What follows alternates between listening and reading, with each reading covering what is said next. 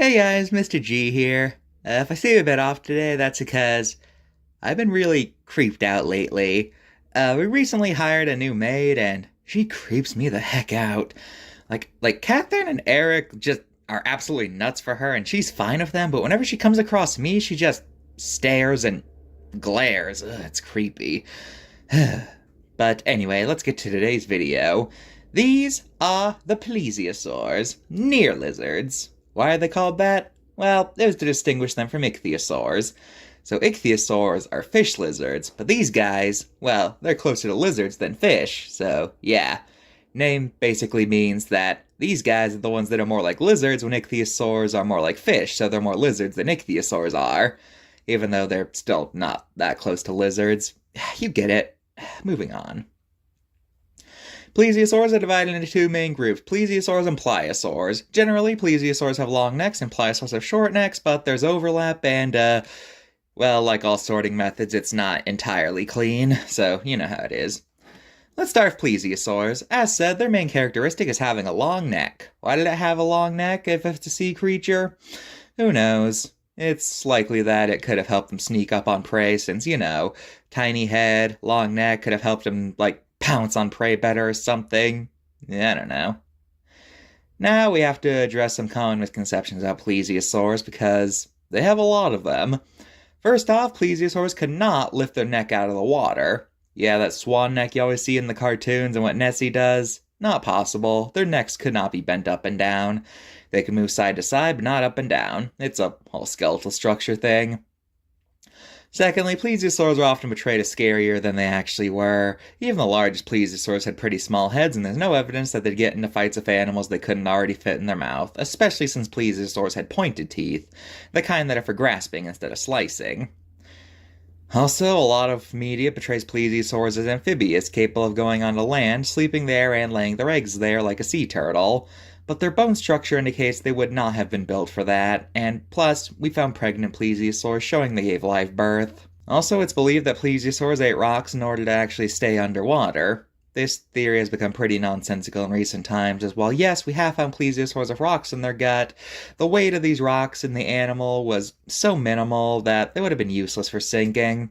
And plus, think about it like this. Why did only plesiosaurs need help staying underwater? Why did no other marine reptile need these things? Or, actually, I don't think any semi-aquatic animal does this. Now, as for why they found rocks in their stomach, they're probably just regular gastroliths, rocks that a creature swallows to help grind up their food in their gut to aid in digestion. Now let's get into some species. The family name is Plesiosaurus itself from Europe. These guys are actually pretty small by plesiosaur standards, only being about 10 feet long, so they got pretty small, especially when compared to the guys that came out in the Cretaceous, like Elasmosaurus.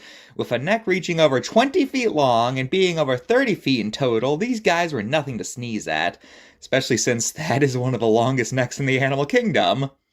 These guys lived in North America and the famous West Interior Seaway, with other well-known sea reptiles.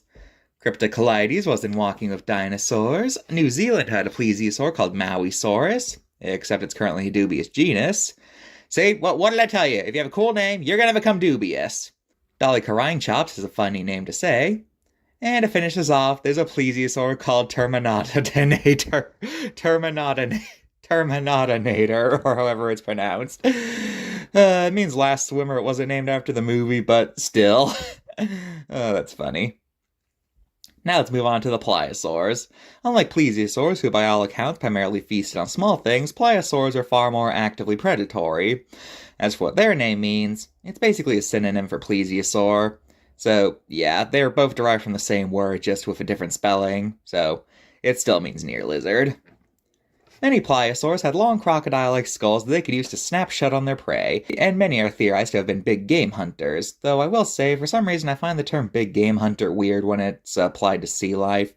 Anyone else find that weird? I don't know why. Also, their hind flippers are larger than their front flippers, that's another thing to note. What was the largest pliosaur? Well, there's Kronosaurus from Australia, that's a good contender. Fitting name, too. It's named after the king of the Titans. It reached lengths in the 30s. It used to be thought that it could reach 40s, but those are overestimations. And there's also Plesiosaurus funki, aka Predator X, which reached similar lengths. So, these two are pretty good contenders. Now, I bet some of my more naive audience members are wondering, wait a minute. How are those guys the biggest pliosaurs? Isn't there a pliosaur that could reach similar lengths to blue whales and could eat anything in their sight? Well, you're thinking of Leoplorodon, and hate to break it to you, but, Liplorodon was only about this big. Okay, so why do so many people think Leoplorodon was a kaiju then? Well, you can blame Walking with Dinosaurs. In this show, Liplorodon was absolutely gigantic, and the reason why is because of a misinterpretation. You see, in the 80s, a pretty big pliosaur fossil was found that some speculated was a juvenile that could still grow up and would be even larger, and these remains are classified as Leoplorodon bones. The makers of Walking with Dinosaurs caught wind of this and added it into the show. However, nowadays, many scientists think that the fossils were A, from an already fully grown animal, but they were also estimated to be smaller than initially thought, and for third, they don't even know if they can be classified as Liplorodon. Still, the image of Kaiju Leoplorodon stuck, and I remember as a kid I actually had a book that doubled down on this claim, and even claimed Liplorodon was a contender for largest animal to have ever existed. Yes, really, it's literally on screen right now. Just look at this. Sadly, the pliosaurs did not make it to the meteor, most likely because they got replaced by mosasaurs, who filled much of the same roles that they did. Plesiosaurs got to the space rock, though. Unless you think that somehow every large freshwater body has a plesiosaur living in it, despite no matter how advanced technology gets or how many years it's passed since their discovery, we still have no evidence of besides blurry photographs and a bunch of dude, trust me's. And of course, just ignore how all these plesiosaur sightings can lift their neck above the water and go on land, two traits that were thought about at the time most of them were claimed to be discovered, but since then have been proven to be anatomically impossible for plesiosaurs, or how there are no plesiosaur fossils past the Mesozoic, or how the first sighting of the Loch Ness Monster that described it looking anything like a plesiosaur happened shortly after King Kong came out, which featured a suspiciously similar lake monster. But guys, we have a photograph though. Plesiosaurs never went extinct, and evolution's a hoax made up by the US government to hide the existence of Atlantis. Yeah, of course. Let's get to the cards. I think the biggest surprise the series has is that for the pliosaur rep, they picked Kronosaurus. Even though during this time period, everybody was gushing about Liplorodon.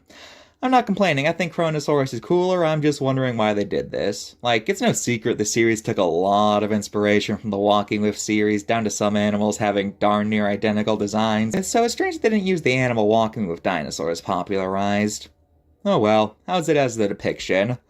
Well, it should have a fluke since it's thought all plesiosaurs and pliosaurs had those, and on the back it says they preyed on Elasmosaurus, a species they did not coexist with. So, 8 out of 10. Okay, do not mess up this time. Okay, so Elasmosaurus is oversized. Its measurements are in the 30s, not 40s, or 20s. Now, who would claim that they were in their 20s, not making that mistake again? Also, it should have a fluke, and it's mentioned they eat rocks as a buoyancy method. I do find it fascinating, though, that on the back they mention an outdated theory about Elasmosaurus. Kinda like what I'm doing here, where I'm similarly talking about an outdated depiction. Really interesting. I guess paleontology is cyclical like that. 7 out of 10. Well, that's Plesiosaurs for you. Now, if you excuse me, I'm gonna go do some big bad. What? Hello, Lily. Hello, Garrett. I'm just gonna go over here now. Yeah, you go do that. Goodbye, everybody.